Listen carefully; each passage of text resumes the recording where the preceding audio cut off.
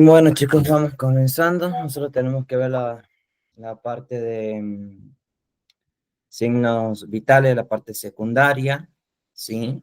Vayamos viendo esta parte, en la cual nosotros tenemos que empezar a hablar de lo que sería saturación parcial de oxígeno, glucosa, también tenemos que ver reactividad pupilar y la piel. Estos conforman parte de lo que serían los signos vitales. Sin embargo, podemos llegar a entrar en discusión con respecto al tema, ya que estos mismos, ¿sí?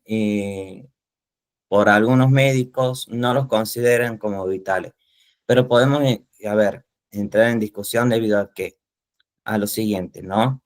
Que, supongamos, sin oxígeno se puede vivir, no.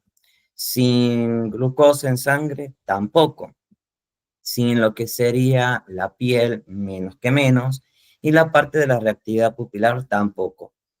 Entonces, son considerados como parte vital dentro de todo en los signos vitales, ¿sí? Entonces, vayamos viendo, hoy vamos a comenzar a ver lo que sería saturación parcial de oxígeno, ¿sí? Y reactividad pupilar. Bueno, ¿qué nos dice en lo que sería el concepto de saturación de oxígeno? Este mismo nos dice lo siguiente, ¿sí? Nos dice esto, SPO2, ¿sí? Nos dice que es la cantidad de oxígeno que hay en sangre arterial, ¿sí? ¿Cuál sería su valor normal? Bien, tenemos como valor normal, sí, que de 95 al 99%. No obstante, dentro de lo que sería saturación parcial de oxígeno, nosotros tenemos la clasificación como el resto, ¿sí? Y este va de la siguiente manera: leve, moderada, crítica y severa. Bien, cada uno de estos nosotros lo podemos identificar de la siguiente manera. A ver, con los siguientes valores me refiero, ¿no? Tenemos que la leve va a ser desde 94% al 90%, ¿sí? En la moderada va a ser del 90% al 86%. Como verán, siempre va bajando de 4 en 4, ¿sí? La crítica va a ser de 86% al 70%. Y la severa, ¿sí? Va a ser igual a 70% o menor, ¿sí? Esas serían las clasificaciones que nosotros podemos eh, marcar, ¿sí? En esta saturación. Sin embargo, ¿sí? Tenemos lo siguiente: leve, moderada, crítica y severa. Tanto leve como moderada se la puede levantar lo que sería la saturación, gracias a lo que sería la colocación, ¿sí? De lo que estaríamos hablando de la mascarilla de oxígeno, ¿sí? Tanto crítica como severa no la podemos levantar a la saturación, ya que en esta sí o sí necesita ser intubada la persona. Bien, sin embargo, aquí tenemos que hablar de una patología que la podemos llegar a encontrar, que es en moderada, ¿sí? Que estaríamos hablando del famoso EPOC, ¿sí? El EPOC significa enfermedad pulmonar obstructiva crónica, ¿sí? Y lamentablemente las personas con esta patología siempre van a tener una saturación de 88, más o menos, 87 y allí, ¿sí? Incluso 86.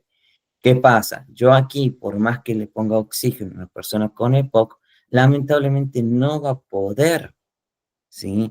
Normalizar, por así decir, su saturación, su oxígeno. No la va a poder llevar a un 95, 99%, no. ¿Por qué? Porque sus pulmones no pueden metabolizarlo el oxígeno. Es por ello, ¿sí?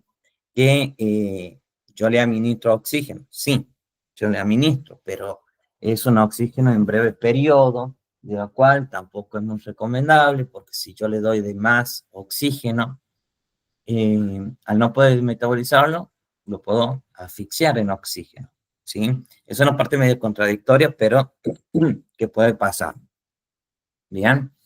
Y como dijimos en crítica y severa, no podemos hacer nada, solamente conlleva a lo que sería la intubación. ¿Puedo colocarle oxígeno? Sí puedo, pero no me va a servir mucho que digamos, ¿sí? Y a ver, ahí le coloco yo el videito de lo que sería la saturación de oxígeno, así ustedes puedan terminar de entender lo que sería la idea, ¿sí? Denme un segundito.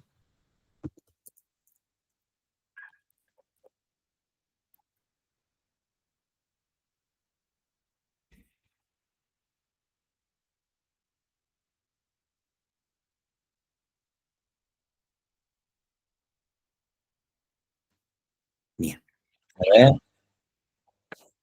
ahí vamos, ahí les coloco el videito.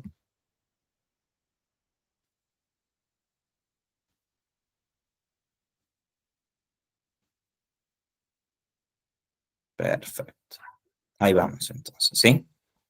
Entre otras cosas, la saturación de oxígeno en la sangre de una manera rápida y no invasiva. También se le conoce como oxímetro digital, pulsioxímetro o saturómetro. Se conforma de un par de diodos emisores de luz roja e infrarroja, un sensor receptor, su electrónica, una pantalla indicadora, botón de encendido, batería, resorte y sus carcasas protectoras. Básicamente en forma de pinza para presionar la punta del dedo.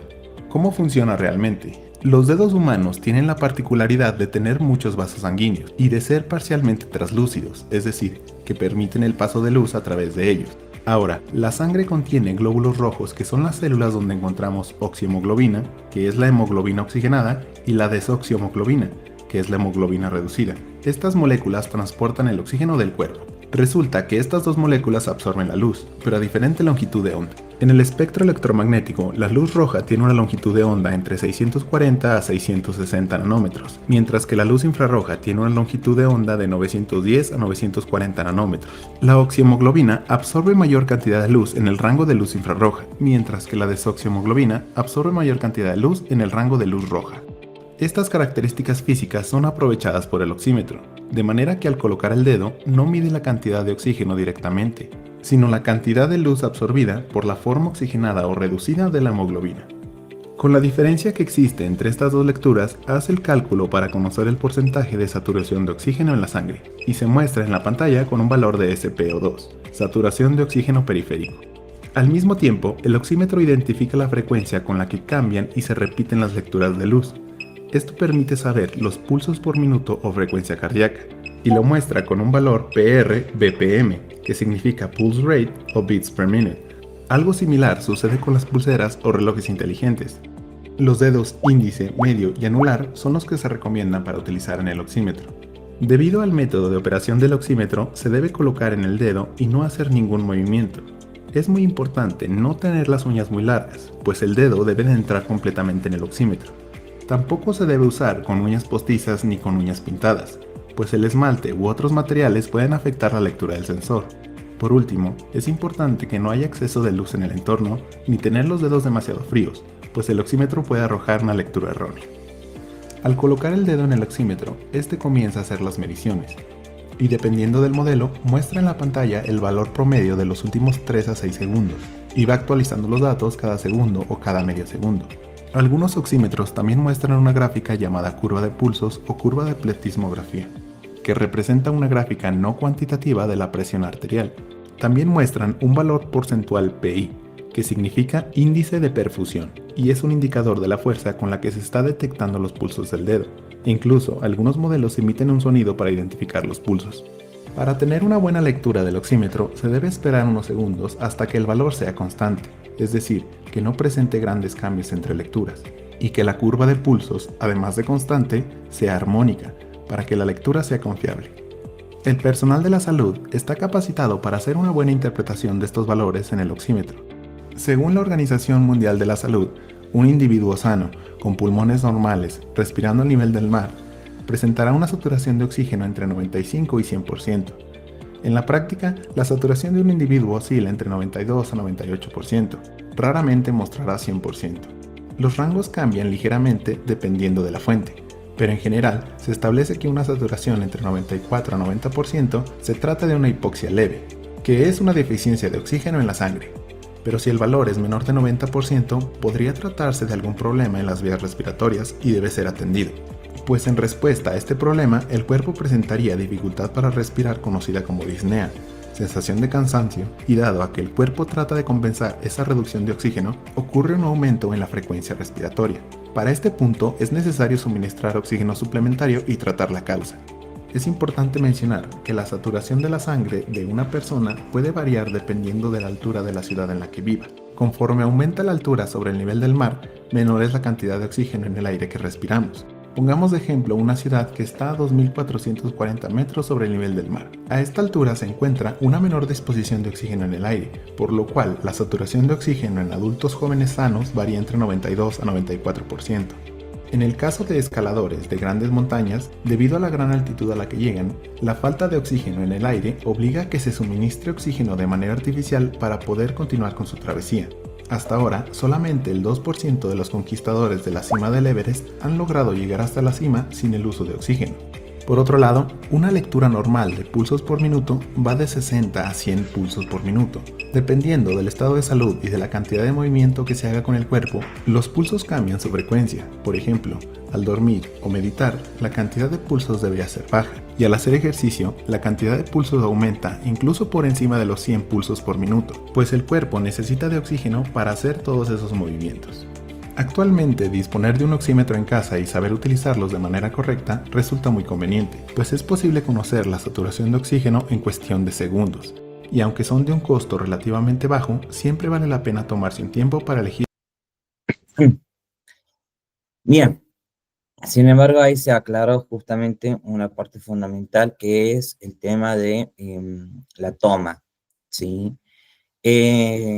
Como últimamente hay muchos quienes manejan lo que sería la parte de uñas de acrílicos, tanto hombres como mujeres, los esmaltes tipo metalizados, ¿sí? No van a resultar factibles. Entonces, en tal caso, se tiene que hacer una toma en una zona donde no haya, ¿sí? Lo que sería uñas con acrílico, por ejemplo, ¿bien? Los cuales estos sectores pueden ser el segundo dedo del pie y el lóbulo de la oreja, ¿bien? Ahora vayamos a ver lo que sería reactividad pupilar, ¿sí?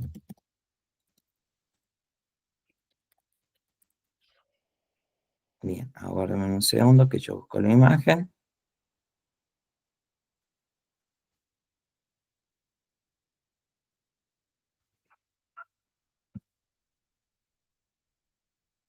Perdón.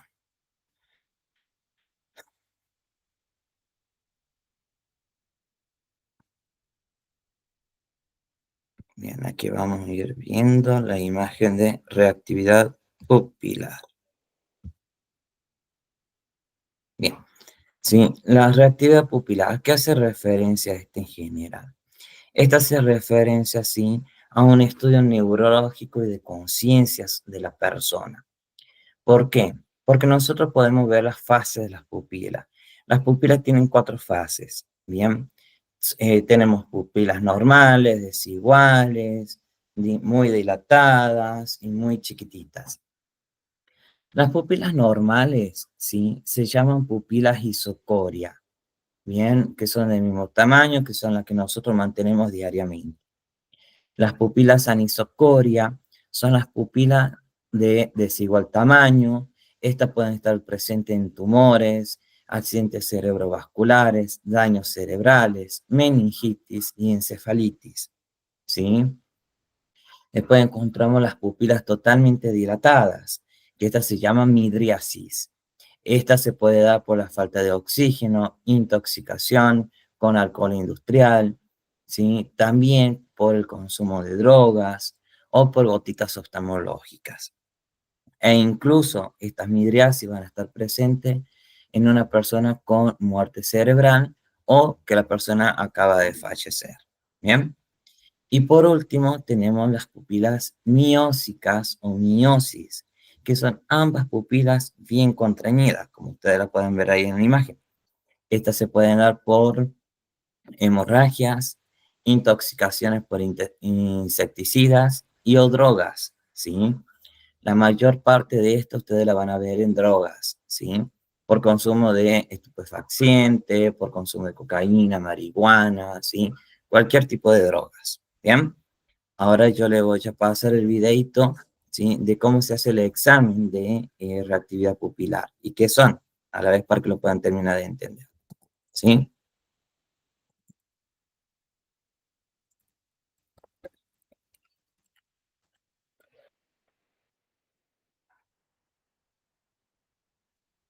Aguárdame un segundito.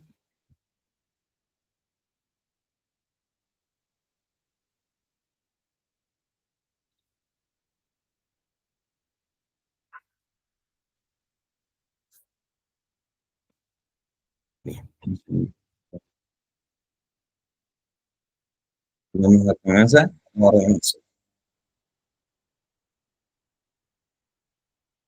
Bien. A ver.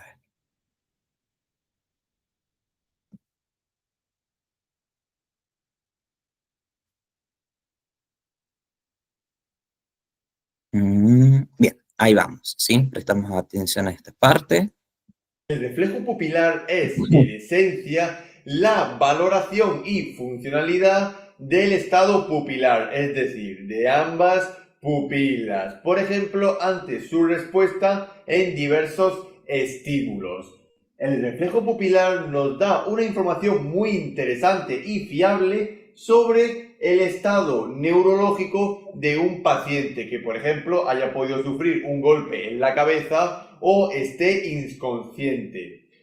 El reflejo pupilar, por ejemplo, lograr en situaciones donde pueda haber un traumatismo cráneoencefálico o puede haber evidencia de él, así como en fracturas donde hay una afectación del cráneo, por ejemplo, en golpes de cabeza tanto de tipo moderados como de tipo fuertes. También podemos valorar el estado del reflejo pupilar en intoxicaciones. Por ejemplo, intoxicaciones por sustancias naturales o por sustancias sintéticas en casos de drogadicción y toxicomanía. También podemos obtener información del reflejo pupilar en situaciones de conciencia e inconsciencia, así como en los desmayos. También podemos utilizar el reflejo pupilar en la valoración y diagnóstico de ciertas patologías, como por ejemplo en las neuropatías. Y por último, el reflejo pupilar también nos da mucha información sobre el estado neurológico de un paciente que está sometido a anestesia o sedación. Un segundito.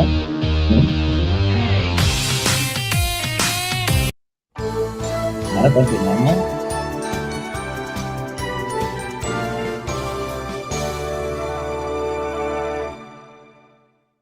Las pupilas son unas aberturas o huecos en el globo ocular que mediante la ayuda de la musculatura accesoria del propio ojo se abren o se cierran más dependiendo de la cantidad de luz que hay presente. Por ejemplo, bien es sabido que en la oscuridad no se ve nada. Por eso la pupila tiene que dilatarse a más no poder para poder hacer entrar el máximo de luz. Mientras que ante una situación de intensidad lumínica, como por ejemplo observar al sol mediante unas gafas protectoras, la pupila se contrae al máximo para evitar un exceso de luz reflejado en la retina. Sin embargo, la pupila, mediante diversas patologías, como por ejemplo los traumatismos craneoencefálicos o las intoxicaciones y drogadicción,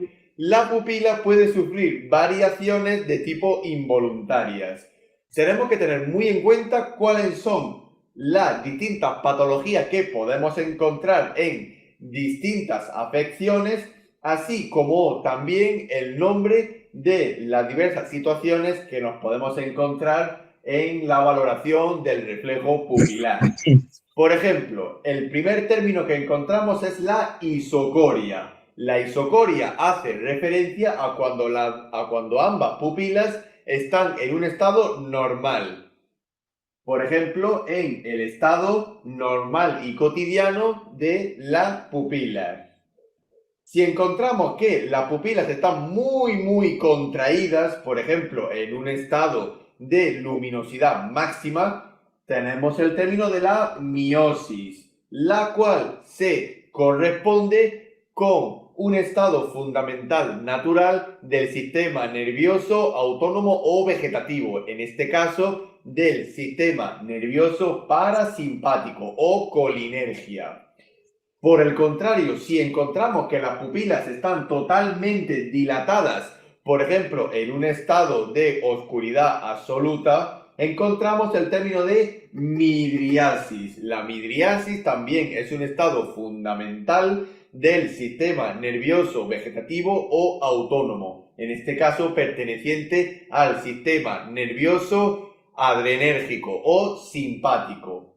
Por el contrario, también tenemos afecciones que pueden variar entre ambas pupilas. Aquí encontramos el término de anisocoria, donde encontramos que ambas pupilas difieren en tamaño. Por ejemplo, podemos encontrar que la pupila izquierda esté totalmente contraída, mientras que la pupila derecha está totalmente dilatada. La anisocoria es muy común en traumatismo cráneoencefálico, fracturas del cráneo y en intoxicaciones por sustancias tanto de tipo naturales como de tipo sintética. Y por último tenemos otro término más desconocido, pero que también suele darse, que es el término de discoria o disocoria. Aquí lo importante no es la desigualdad entre ambas pupilas, sino la varianza de la forma. Por ejemplo, podemos encontrar un paciente que tenga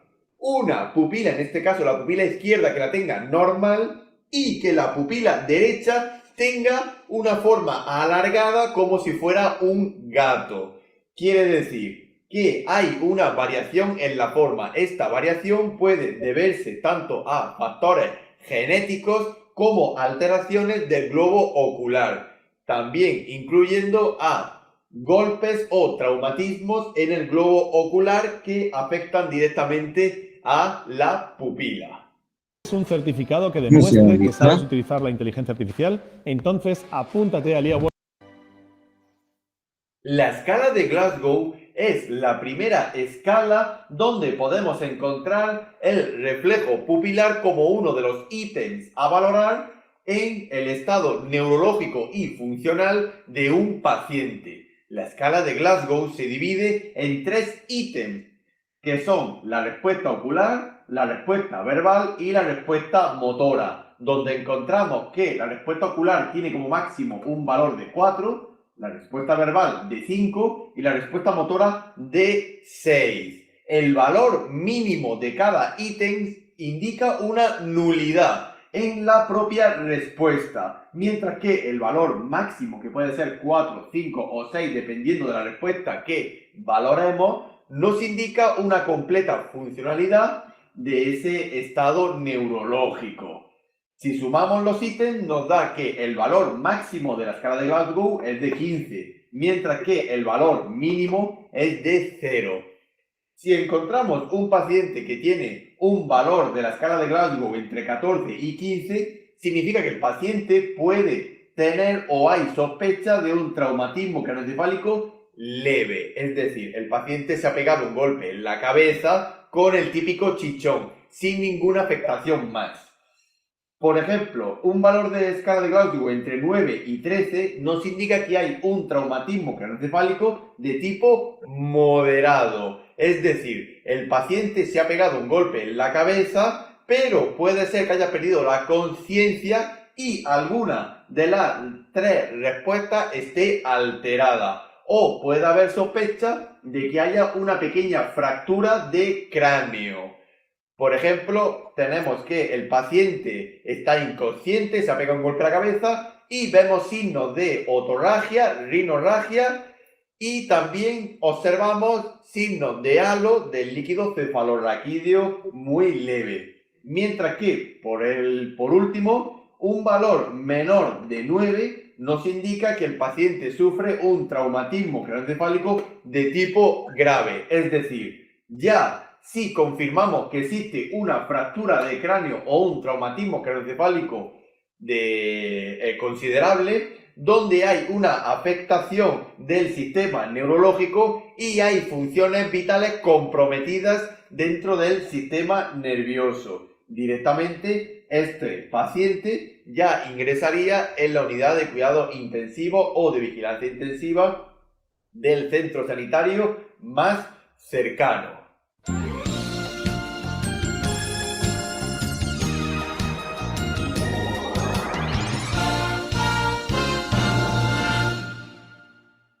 La escala de Ramsay es otra escala de valoración neurológica donde también aparece uno de los factores a valorar, el reflejo pupilar, que nos indica el grado de sedación o tranquilidad o agresividad que tiene un paciente ingresado en una unidad de estancia hospitalaria.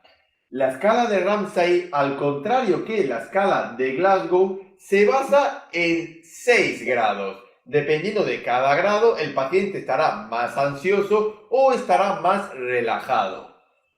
El grado 1 nos indica que el paciente está totalmente agresivo o agitado, es decir, un estado de ansiedad. El grado 2 nos indica que el paciente está en calma, hay tranquilidad, pero no está dormido, simplemente está tranquilo y calmado. El grado 3 nos indica que el paciente está en sueño ligero, es decir, el paciente puede cerrar los ojos o no tiene por qué, pero aún así el paciente ya empieza a presentar un pequeño cuadro de sueño. El grado 4 ya nos indica que el paciente tiene somnolencia, es decir, el paciente está soñando, tiene un sueño mucho más pesado que el grado 3, pero no llega a las fases REM del sueño. En el siguiente grado, en el grado 5, encontramos que el paciente ya está en el sueño REM. Y por último, el grado 6 nos indica que el paciente ya está profundamente dormido o sedado. Por ejemplo, también en pacientes que estén en coma. La escala de Ramsay se suele asociar con la escala del parámetro del BIS o del índice biespectral, donde recordamos que el índice biespectral en un paciente sometido a anestesia o a sedación, cuanto menor es el valor, significa que más sedado está, mientras que por el contrario, un mayor valor significa que el paciente está más despierto. Volvemos a repetir que la escala de Glasgow es la inversa a la escala de Ramsay. Y lo mismo, la escala de Ramsay es la inversa de la escala de Glasgow. En la escala de Glasgow, un paciente cuanto más valor tiene, mejor está. Mientras que en la escala de Ramsay, un paciente cuanto mayor grado tiene, más dormido o sedado está.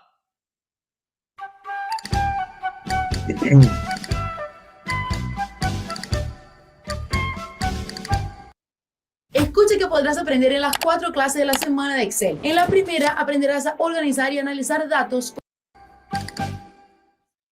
Finalmente, nos queda hablar de otro tipo de escala hospitalaria donde también valoramos el reflejo pupilar, aunque especialmente valoramos un parámetro del reflejo pupilar. Esa escala es conocida como la escala INR o la escala de la reactividad pupilar o reactividad ocular. Esta escala se suele utilizar mucho en unidades críticas como cuidado intensivo, vigilancia intensiva y en áreas quirúrgicas, como por ejemplo en reanimación o en el propio quirófano, a un paciente que está sometido a anestesia. ¿En qué se basa la escala INR o de reactividad? En que nosotros tenemos que valorar si las pupilas de ese paciente reaccionan ante un estímulo externo. El estímulo externo suele ser la incidencia de luz, es decir, la luminosidad. Si, por ejemplo, tenemos un paciente que tiene los ojos cerrados, valoramos un ojo y otro. No los valoramos a la vez. Primero uno y luego el otro. Usualmente suele ser primero el ojo izquierdo y luego el derecho, aunque a decisión de cada profesional sanitario.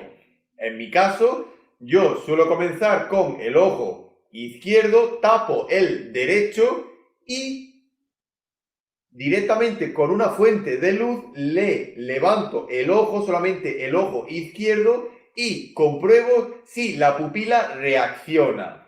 Si veo que la pupila reacciona normalmente, le daré un valor de 3, que es el valor máximo de reactividad. Mientras que si veo que la pupila izquierda con la derecha tapada solamente reacciona un poquitín, quiere decir, se contrae un poquito nada más, le daré un valor de 1.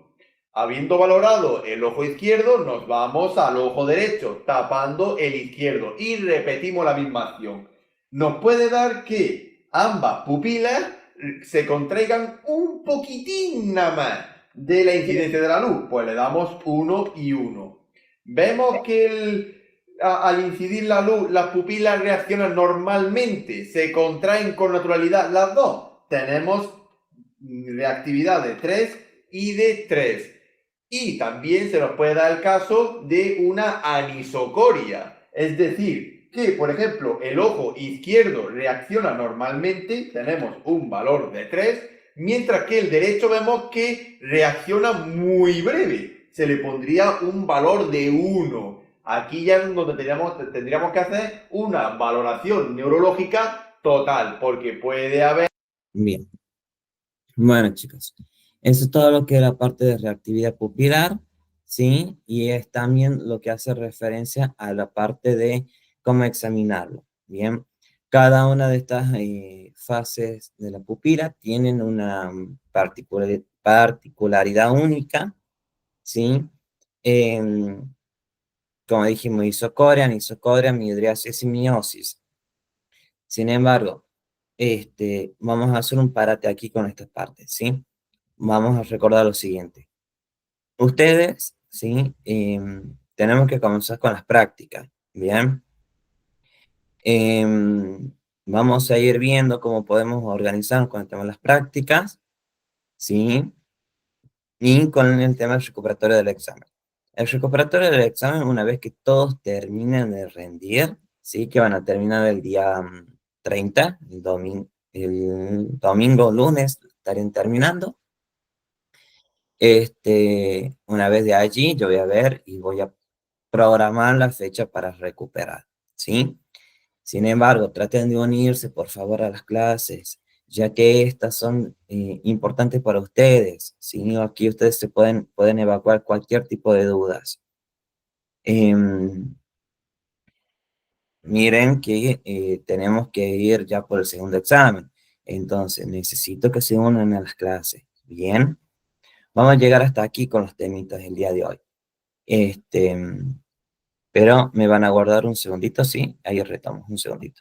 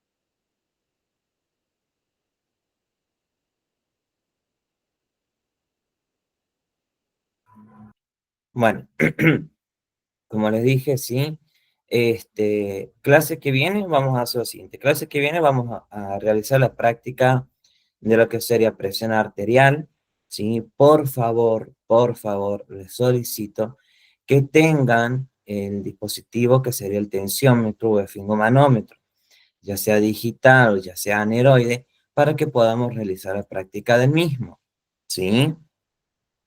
Una vez que hayamos terminado la práctica, vamos a comenzar con lo que sería glucosa y con lo que sería coloración de piel. Ambos temitas son sumamente cortos, ¿sí? Sumamente cortitos. Ya no, o sea, son muy cortitos además, por ende, la clase que viene vamos a tener otros temas que continuar, ¿sí? Sin embargo, vamos a ir adelantando el tema de glucosa, ¿sí? Aguárdenme un segundito y vamos a ir adelantando este tema.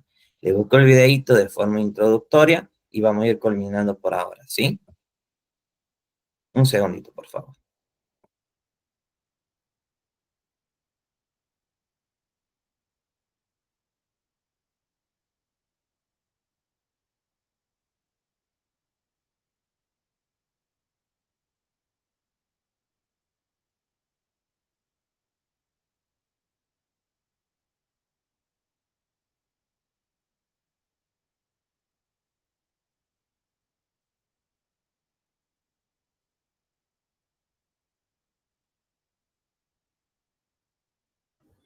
Bien, ahí vamos a ir viendo lo que es Ahora el tema de hablaremos de la glucosa. glucosa como concepto de la biología y de la nutrición. Aquí veremos qué es, para qué sirve y cómo funciona. Además, analizaremos la importancia que tiene esto para nuestra salud y revisaremos las enfermedades que se relacionan con la glucosa. Pero antes, debo aclarar lo siguiente. En repostería, cuando hablamos de la glucosa, nos referimos a un producto que compramos en una tienda. Sin embargo, desde el punto de vista biológico y nutricional, la glucosa es energía vital. Si bien existe una leve relación entre ellos, conceptualmente no son lo mismo. Aclarado esto, comenzamos. La glucosa son azúcares contenidos y transportados por nuestra sangre. Este concepto es conocido también como azúcar en sangre. Cuando hablamos de azúcar en la sangre, no se debe confundir con el azúcar de mesa, pues no son lo mismo. ¿Para qué sirve tener este azúcar en sangre? Estos azúcares son indispensables para darles energía a nuestras células, pues éstas se alimentan de glucosa. Y como todo ser vivo, si no recibe alimento, se enferma. Y si esto persiste en el tiempo, simplemente muere. Bueno, lo primero que debemos recordar es que todo nuestro cuerpo está constituido por células. Independiente de la ubicación y función de cada célula en nuestro cuerpo, estos diminutos y especializados seres vivos requieren de energía para cumplir sus funciones, es decir, requieren ser alimentadas. De ahí que es tan importante incorporar glucosa a nuestra sangre. Si tienes un cliente Un segundito, que compró por favor. acciones a 8 y ahora se venden a 16, el cabrón se pone contento, quiere venderlas, liquidar. Ahí bien. En palabras simples, la glucosa es la energía que nuestro cuerpo necesita para poder funcionar, tanto a nivel físico como mental. De otra forma, nos sentiremos intelectualmente cansados, con poca coordinación de ideas y con nuestro sistema nervioso alterado. Y desde el punto de vista de la actividad física, nos sentiremos fatigados y agotados. Explicado esto, veamos entonces de dónde provienen estos azúcares y cómo los obtenemos. Los alimentos que contienen glucosa se denominan carbohidratos. También se le conoce como hidratos de carbono, o glúcidos, o sacáridos, o simplemente azúcares.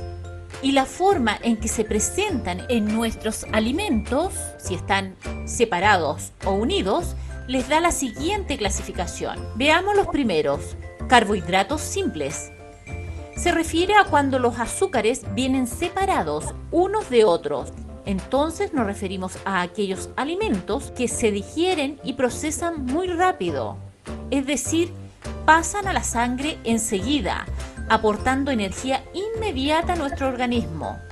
recuerden, a nuestras células. Ejemplo de ellos son chocolate, mermelada, miel, frutas, bebidas, harina no integral. Por supuesto, aquí se encuentran además el azúcar de mesa, la glucosa como producto y todos los pasteles, golosinas, helados y dulces en general. Entonces, lo relevante aquí es considerar que cuando se consume alguno de estos alimentos pasará directo a la sangre. Más adelante veremos si esto es bueno o no. Otra clasificación son los carbohidratos complejos. Son aquellos alimentos que tardan más en ser digeridos, puesto que primero nuestro organismo tendrá que separarlos hasta convertirlos en carbohidratos simples, por lo cual el proceso para que la glucosa llegue a nuestra sangre y por consiguiente a nuestras células será mucho más lento.